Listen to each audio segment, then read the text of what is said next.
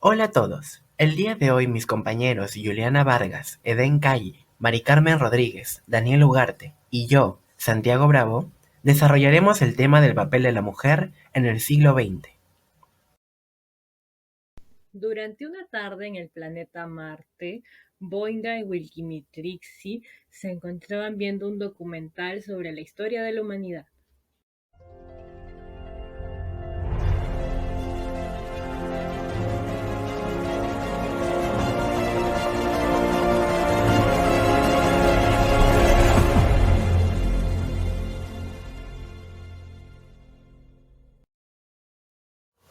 Continuando con su campaña, iniciada en el siglo XVIII y XIX, el movimiento feminista a nivel mundial de las primeras décadas del presente siglo logró centralizarse fundamentalmente en las luchas de la obtención del derecho al voto.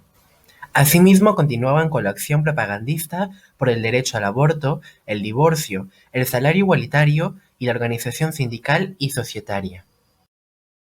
Por otro lado, las inglesas Emily Pankhurst y sus hijas Sylvia y Christabel fueron las pioneras de aquel movimiento.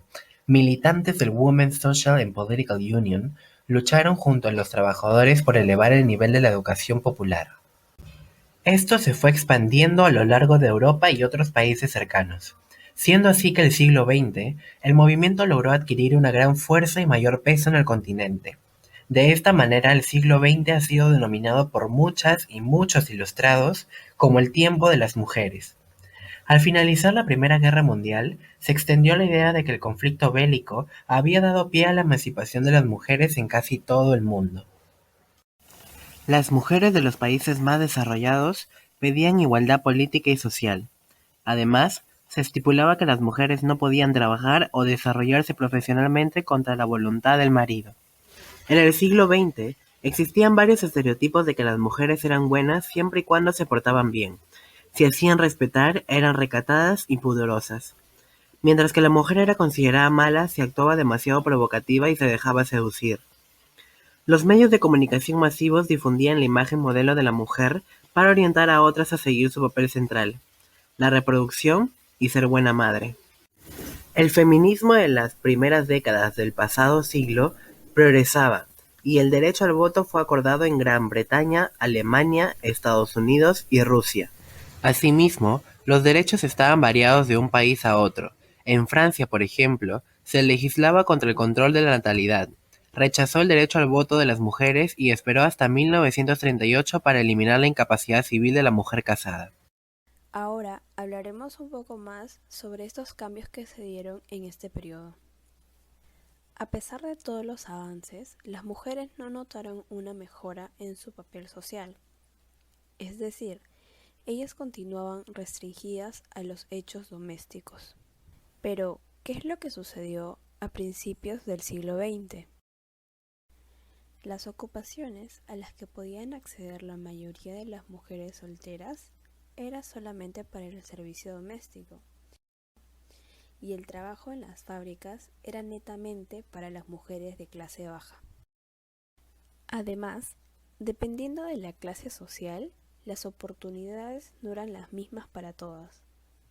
A pesar de todo ello, en este periodo había empezado a abrirse otras opciones laborales, como por ejemplo, maestra, comadrona o enfermera.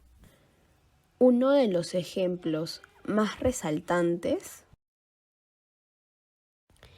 la ley basada en el derecho romano situaba a las mujeres en clara inferioridad con respecto a los hombres, ya que ellas no estaban reconocidas como personas jurídicas y dependían del marido para poder administrar su propia vida. El siguiente punto trata del desarrollo de la mujer en el deporte. La aparición de las primeras deportistas en Europa no significó un acto de reivindicación femenina. Como consecuencia de la presencia del deporte en la sociedad, una pequeña parte empezó a ver con buenos ojos que las mujeres puedan practicar algunos deportes, pero siempre y cuando que no fuesen competitivos y que se adaptaran a las características femeninas.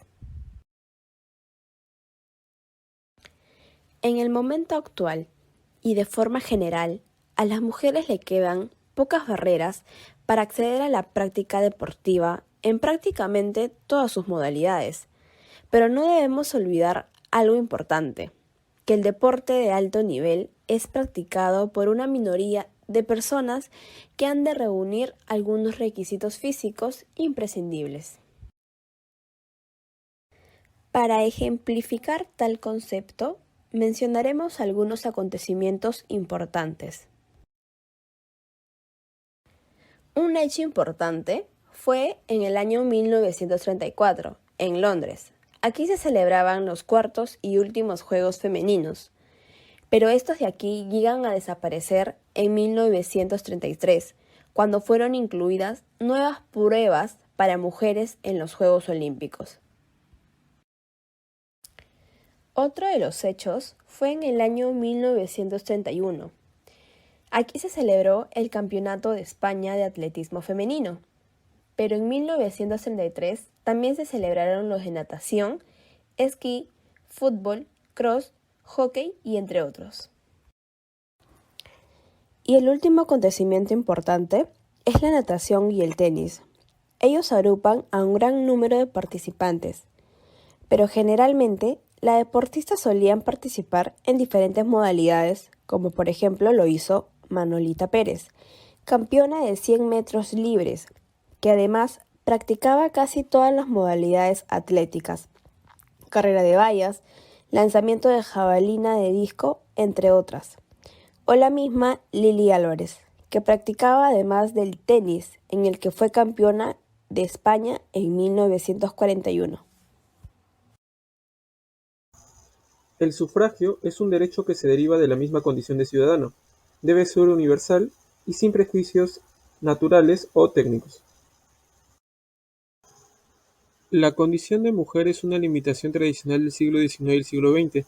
Esto tuvo lugar al hilo del movimiento de igualación de sexos, más gráficamente denominado como feminista o de liberación de la mujer, que se adoptó con fuerza en los Estados Unidos, el Reino Unido y otros países europeos a fines del siglo XIX. El sufragio de las mujeres hace posible la participación del pueblo en el ejercicio del poder, esencia de la democracia, pues los ciudadanos con su voto deciden las cuestiones que se plantean, bien, como es más habitual, eligen a los representantes que van a decir día a día los asuntos públicos y a nombrar a los titulares de las demás instituciones públicas. Este fue el hecho más relevante y característico del proceso de emancipación de la mujer, largamente postergado, y este siendo uno de los sucesos más relevantes del siglo XIX. ¿Sabías que en la actualidad sigue desarrollando la desigualdad entre las mujeres y que nada ha pasado?